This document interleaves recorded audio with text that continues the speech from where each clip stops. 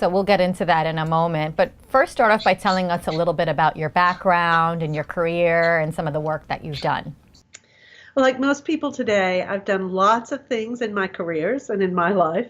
So I started out as a high school physics teacher and got interested in computer-based training in the early 80s when we were first using computers for training. So I helped design and develop an approach to online instruction. And then I got interested in computers and in computer interfaces. And so as computers became more and more useful, I helped build a bridge between how people thought and worked in information space and online.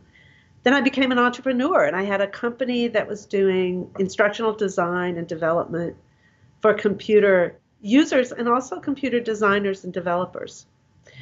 And in about 1986, the industry began to shift in ways that I couldn't predict. And I was an entrepreneur. I'd always been successful with an engineering approach where I could predict the steps and knew all the requirements before we do design, did the whole design before we started development. They were very stable and predictable times. But in the late 80s, that stopped.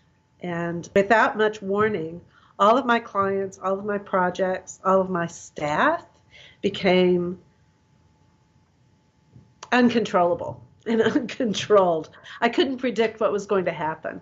And so I kept trying to get things back under control because I thought that's what I was supposed to do as a CEO, as an entrepreneur. But the more I tried to lock things in, the less predictable and controllable things became. And so I began to look for new theories and new practices of leadership to help me cope with my unpredictable market and my unpredictable context. And nothing was very helpful. Everything I read was either very controlling, saying all you need to do is to hold it really tightly and be in control, make things work, or the other extreme, which you've probably seen as well, is just love them. Just love them and they'll do what you need them to do.